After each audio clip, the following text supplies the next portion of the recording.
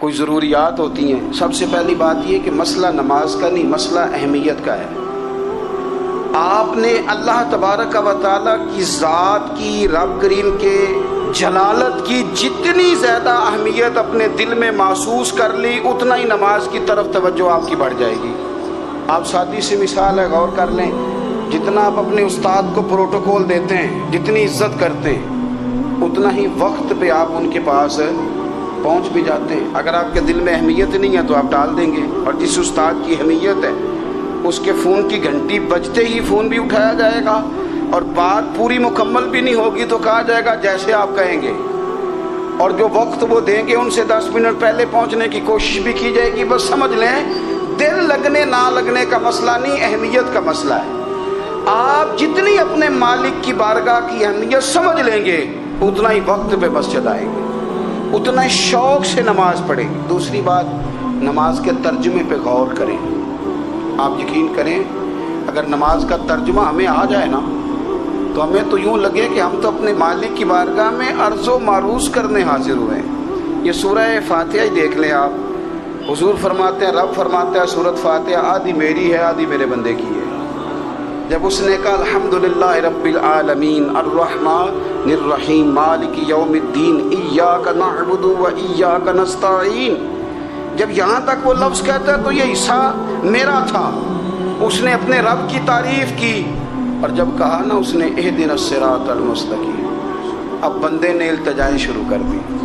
اس نے کہا کہ مالک بھی تو ہے، رحمان بھی تو ہے، رحیم بھی تو ہے، عبادت بھی تیری کرتے ہیں تو مدد بھی تو تجھی سے مانگنی ہے. اب مہربانی فرمانا اہدنا الصراط المستقیم، ہمیں سیدھا راستہ دکھا دے. صراط الذین انعمت علیہم، ان لوگوں کا راستہ دکھانا جن پر تو نے انعام کیا ہے. غیر المغضوب علیہم ولا الضالین، ان کے راستے پہ نہ چلانا جن پر تیرا غضب ہوا، جو گمراہ ہو گئے ان کے راستے.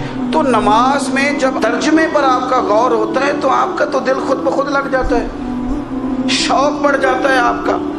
تو اتنی چیزیں ہم زندگی میں یاد کرتے ہیں، تو اگر ترجمہ بھی نماز کا یاد کر لیں اور پھر شوق سے پڑھیں تو آپ یقین کریں طبیعت کھینچی چلی آئے گی. ہمارے یہاں کچھ لوگ نماز پڑھتے ہیں پر بڑی لاپرواہی سے پڑھتے ہیں. کبھی ادھر دیکھتے ہیں، کبھی ادھر دیکھتے ہیں، کبھی بال سہلاتے ہیں. تو میں نے دیکھا ہے سجدے جا رہے ہیں تو سیانے سیانے بندے کبھی کپڑے کو چھیڑ رہے ہیں، کبھی جگہ کو چھیڑ رہے ہیں. میرے نبی کریم صلی اللہ تعالیٰ علیہ وسلم نے فرمایا ان لوگوں کا کیا حال ہے جو اپنی نماز میں نظریں آسمان کی طرف اٹھاتے ہیں. رکوع سے اٹھے تو اوپر دیکھنا شروع کر دیا، کیا حال ہے ان کا.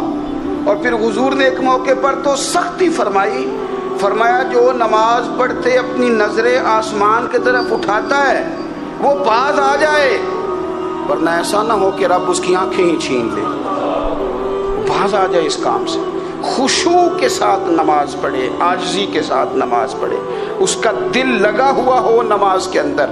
میرے نبی پاک صلی اللہ تعالیٰ علیہ وآلہ وسلم کے غلام حضرت انس بن مالک رضی اللہ تعالیٰ عنہ فرماتے ہیں کہ رسول پاک صلی اللہ علیہ وسلم نے مجھ سے فرمایا تھا کہ بیٹے نماز میں ادھر ادھر دیکھنے سے بچو، کیونکہ فرمایا نماز میں ادھر ادھر توجہ کرنا یہ بندے کو ہلاک کر دیتا ہے.